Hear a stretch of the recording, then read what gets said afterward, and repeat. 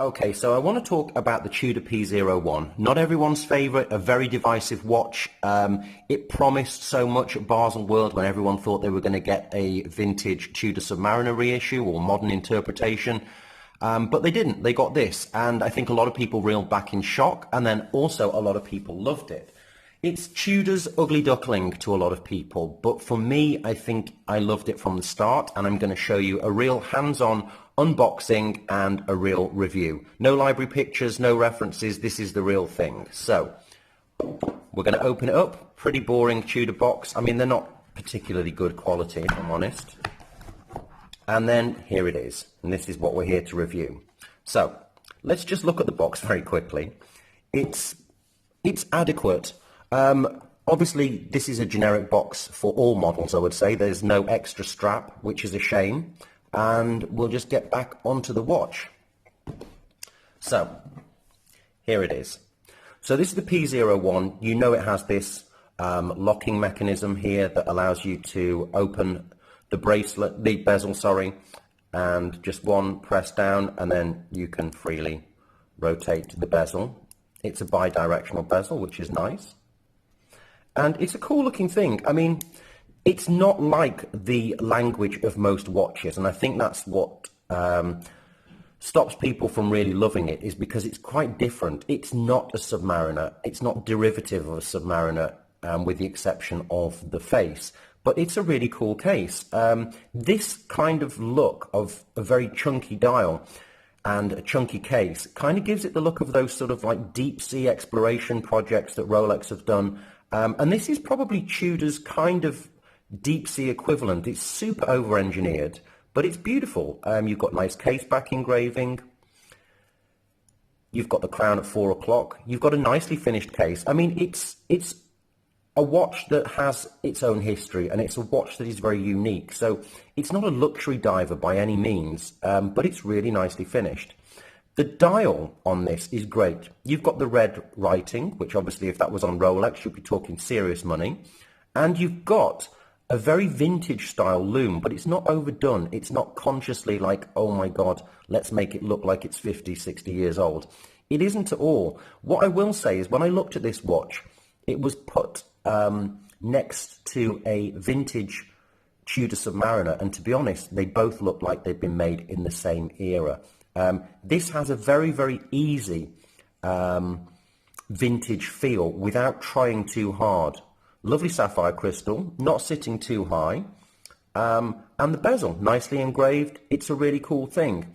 Now, the one thing that lets this watch down is this appalling strap and clasp. I mean, for what is basically supposed to be some kind of reissue of a utility watch, a sports watch, a dive watch, this is pretty shocking. So you've got, if we just open it up very quickly, you've got this rubber with the snowflake hand logo. I don't know if you can see that. And then it's covered with this supposedly waterproof leather. Now, I think Tudor have really missed a trick here. This kind of looks a weird juxtaposition. How well this will last, I don't know. I mean, it's paper thin, this leather, and it's pretty shocking. The clasp itself is not easy to put on and off. And what you do find is when you close it, you have this awful overhang and these two little keepers here. It just looks poorly thought out. And that kind of gives me the impression that this watch was kind of rushed at the end. There wasn't much thought that had gone into the strap.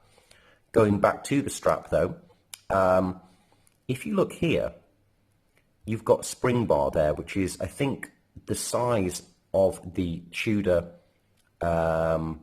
Snowflake dive watches. So you could, in theory, dispose of this weird link system here, and then you could actually fit a Tudor Oyster bracelet starting from this part here. Now that would be a really good thing. What people are tending to do, I've noticed, is they remove the strap here and put a NATO strap, canvas strap, or an aftermarket bracelet. And to be honest, I think Tudor should have put this on a bracelet anyway. It's a dive watch. It would look fantastic on a bracelet. They could, rather than just reissue something, have made a really imaginative bracelet for this and given it a lot more presence. But one problem if you do decide to change to a Tudor strap is you're not going to have this tiny, tiny gap there to get your strap changing tool. So just be careful. But if anyone's going to do it, please show us, because I think it's a super cool thing to do, and it gives the watch much more of a chunky presence.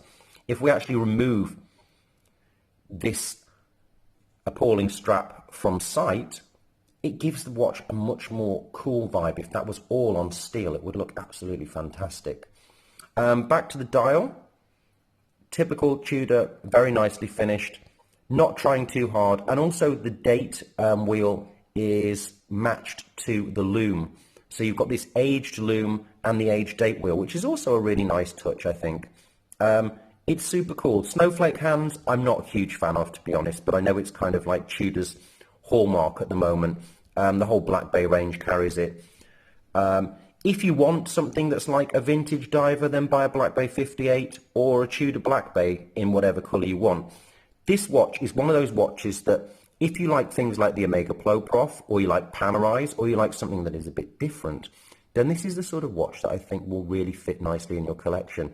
It kind of is priced at half the price of the nearest, cheapest Tudor Submariner of any real decent quality, I think. And it's actually got a lot of competition, I know, but if you want to be different, this is a good watch to have. Now, I wanted this watch as soon as it was released, and it took me probably about, let's say, 10 months to actually get this. Now, the shop only had one.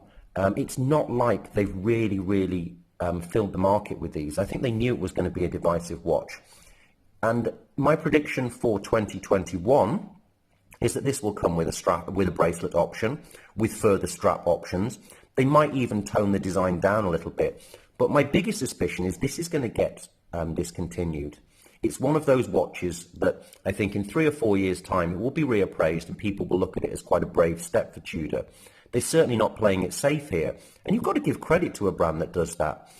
There's a lot at stake. It's a Rolex-owned company, but they're carving their own sort of way through the market. They've hit the gap where Omega priced themselves a few years ago. And we're not bombarded with too many limited editions. We've got really nice, well thought out watches.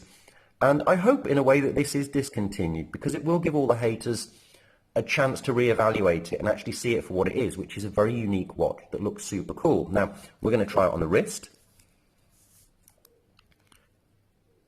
Again, this awful deploying clasp is really quite horrific, but it looks good. I think if you can use some other imaginative strap options, this is going to look a really cool watch.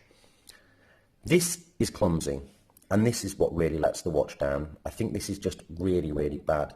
A dive watch should have a nice fitted rubber strap. It should have a bracelet. I mean, Tudor could have quite easily put this on a bracelet with a NATO and a rubber strap if they really wanted to, and that would have given them a lot more marketing sense to try it with different looks. You could have had 3 different combinations there hitting 3 different markets. Instead, you get this kind of weird compromise that's neither technologically very good or that aesthetic or comfortable. So let's see what the future holds for this watch. If you love it, let me know. If you hate it, also let me know. I mean, everyone's drawing comparisons to the Seiko, but I think this is a cool compromise watch for people that wanted the Tudor Submariner and want something a bit different. Okay, enjoy guys.